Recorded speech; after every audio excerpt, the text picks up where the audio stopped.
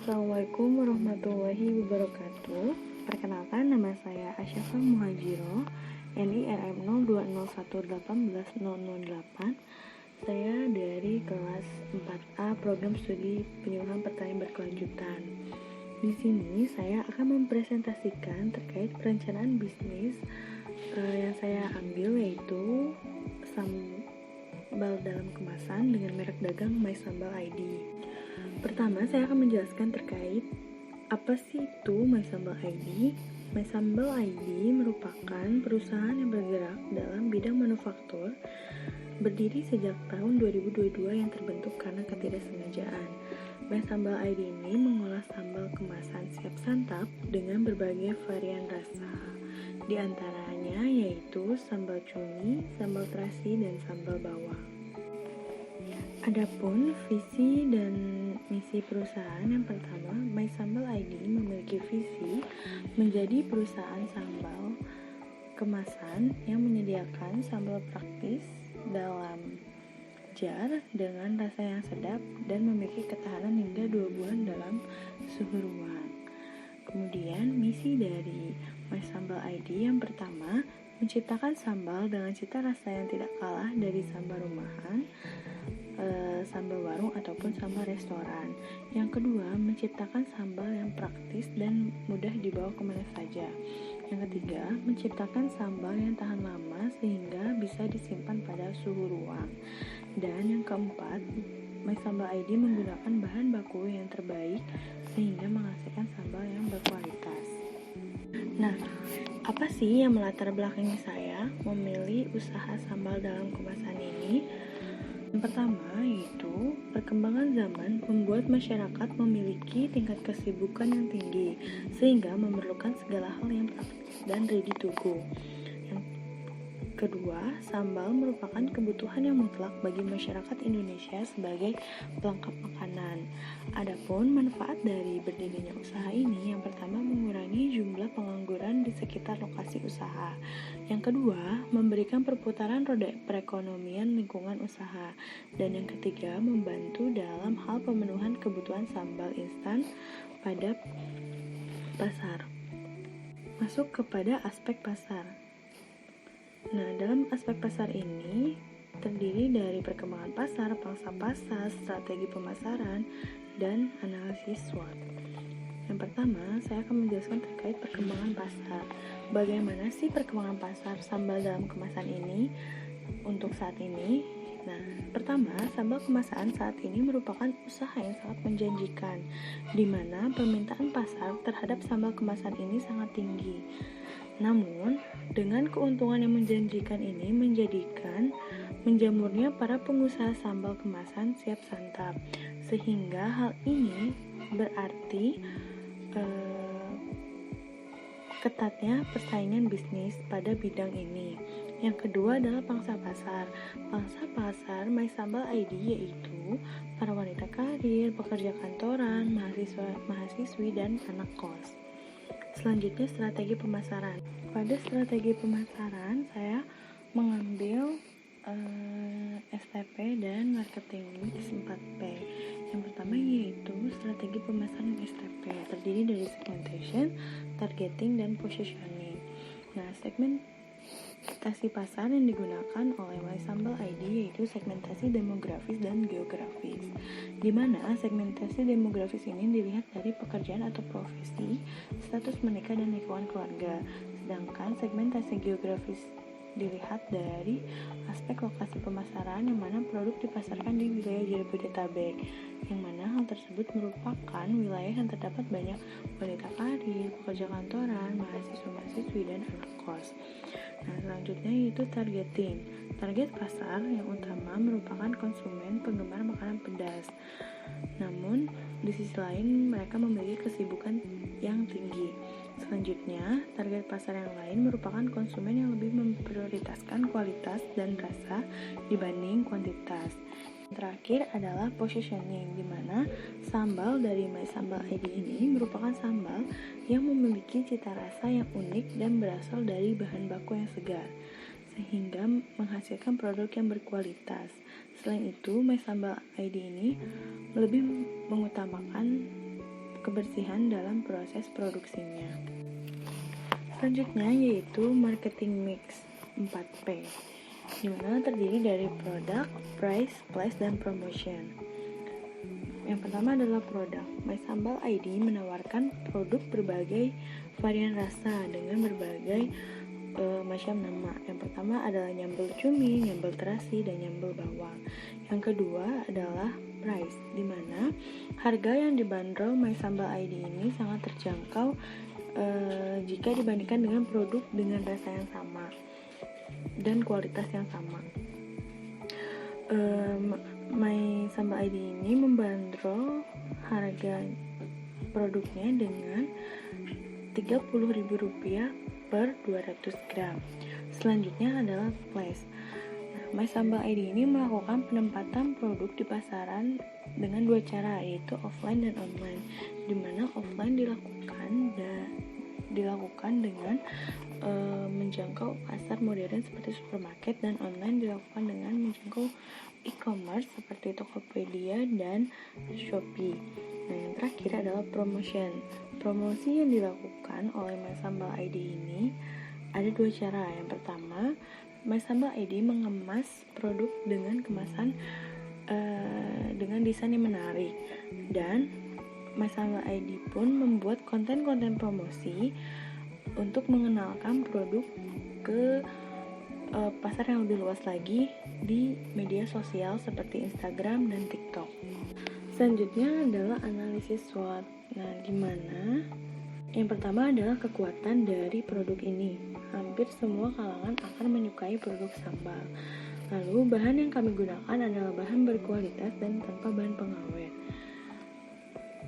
Dan rasa sambal kami memiliki ciri khas tersendiri yang akan membuat penikmatnya ingin membeli lagi. Yang kedua adalah kelemahan dari produk ini. Bahan baku sambal ini mudah didapat dan masih terjangkau, sehingga masih banyak yang memilih untuk membuatnya sendiri. Kemudian, produk belum terlalu dikenal masyarakat karena terbilang masih baru. Serta variasi produk yang dimiliki My Sambal ID ini masih kalah jika dibandingkan pesaing lain.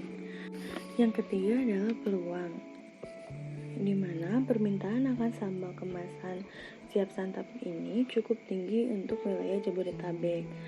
Kemudian, My Sambal ID ini dekat dengan konsumen. Lalu, dewasa ini penggunaan media sosial di masyarakat cukup tinggi, dan semakin hari penggemar pedas ini semakin bertambah. Yang terakhir adalah ancaman, di mana sering terjadi fluktuasi harga bahan baku segar. Lalu, banyak pesaing dengan usaha yang sama, namun memiliki pengalaman yang lebih banyak dalam bisnis ini. Kemudian, daya tawar pemasok memungkinkan akan berubah setiap bulan atau tahunnya. Dan yang terakhir, selera konsumen yang berubah seiring berjalannya waktu. Selanjutnya, aspek yuridis. Nah, produk dari My Sambal ID ini merupakan sambal rumahan yang dikemas dalam jar kaca dengan berat 200 gram per kemasan. Tersedia berbagai varian rasa, yaitu nyambel cumi, nyambel terasi, dan nyambel bawang. Badan hukum dari My Sambal ID ini merupakan perusahaan yang berbentuk perseorangan, dan kegiatan usahanya yang telah dipegang yaitu izin usaha berupa izin PIRT dan sertifikat halal. Selanjutnya adalah aspek teknis. Pertama yaitu keadaan lokasi. Lokasi rumah produksi dari My Sambal ID ini terletak di Kecamatan Karawang Timur, Kabupaten Karawang. Nah, rumah produksi ini berada di pinggir kota yang menjadikannya cukup strategis karena dekat dengan bahan baku dan dekat juga dengan pasar. Selanjutnya adalah proses produksi. Proses produksi ini diawali dengan penyediaan bahan baku, kemudian persiapan alat dan bahan, dan pembuatan sambal, pengemasan, dan terakhir yaitu penyimpanan. Nah, teknologi produksi yang digunakan yaitu teknologi produksi semi modern. Adapun taksiran output dari satu kali periode produksi menghasilkan 400 jar per masing-masing varian rasa.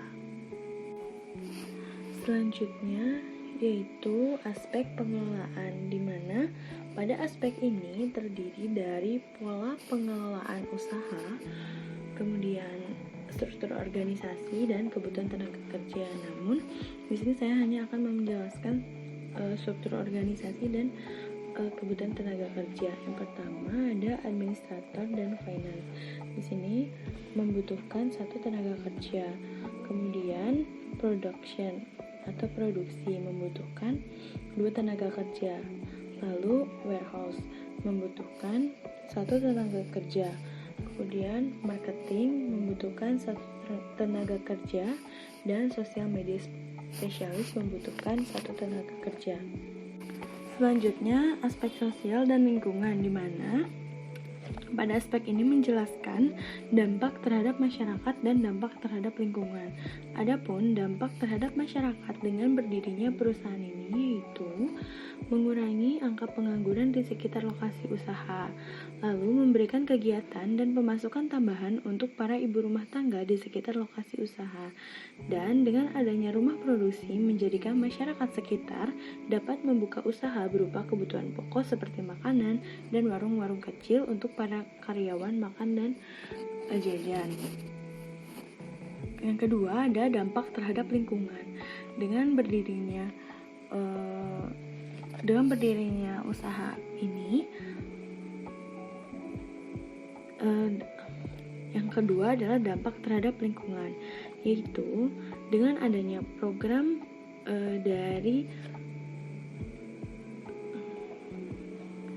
Yang kedua adalah dampak terhadap lingkungan, yaitu terjaganya lingkungan dengan adanya program pemeliharaan lingkungan dengan membuat dan merawat ruang terbuka hijau di sekitar lokasi usaha. Kedua, melakukan pengelolaan limbah produksi sebelum dibuang sehingga meminimalisir kemungkinan pencemaran tanah dan air di sekitar lokasi usaha. Dan yang terakhir, mungkin sedikit banyaknya perusahaan menimbulkan beberapa pencemaran dari limbah pembersihan, alat produksi, dan pencucian bahan baku. Dan yang terakhir adalah aspek finansial. Nah, pertama, bagian dari aspek finansial ini itu sumber pendanaan. Sumber pendanaan ini yaitu modal investasi sebesar 71.060.000 dan modal kerja sebesar 23.199.500. Sumber modal ini didapatkan dari uang pribadi dan pinjaman dengan proporsi 50%-50%. Selanjutnya adalah pelunasan pinjaman. Nah, pada pelunasan pinjaman ini saya menggunakan metode sliding rate, di mana metode sliding rate merupakan pembebanan bunga terhadap nilai pokok pinjaman akan semakin menurun dari periode pertama ke periode berikutnya. Yang ketiga adalah analisis kelayakan finansial, di mana dengan penerimaan 36 juta dan biaya total sebanyak 24.512.498 menghasilkan laba sebelum pajak sebanyak 11.487.502 rupiah, sehingga menghasilkan revenue cost ratio sebesar 1,47. Artinya, setiap mengeluarkan biaya produksi sebesar 100 rupiah, maka akan menghasilkan 147 rupiah, sehingga usaha ini layak untuk dikembangkan karena nilai RC-nya lebih dari 1. Selanjutnya break even point, di mana BEP dalam rupiah ini menghasilkan 3.692.693. Sekian presentasi dari saya. Terima kasih atas perhatiannya. Wassalamualaikum warahmatullahi wabarakatuh. Usaha akan mendapatkan titik impas pada saat penjualan mencapai 3.692.663 rupiah. Sedangkan dalam BEP kilogram sebesar 27 kg, yang memiliki makna usaha akan mendapatkan titik impas pada saat penjualan mencapai 27 kg atau setara dengan 130 jar kemasan 200 gram. Selanjutnya adalah payback period. Pada payback period ini merupakan jangka waktu tertentu yang menunjukkan terjadinya arus penerimaan secara kumulatif sama dengan jumlah investasi dalam bentuk present value. Pada tabel tersebut menunjukkan bahwa nilai payback period ini adalah 1 tahun 6 bulan 27 hari. Kemudian NPV, BC ratio, dan IRR. Berdasarkan perhitungan dari tabel NPV, BC ratio, dan IRR, usaha tersebut layak dijalankan atau go project karena hasil dari persentase keuntungannya lebih besar dari bunga bank, yaitu 12%.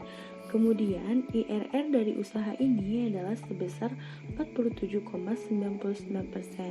sehingga perhitungan usaha MySambal ID ini dapat diterima. Sekian presentasi dari saya. Terima kasih atas perhatiannya. Wassalamualaikum warahmatullahi wabarakatuh.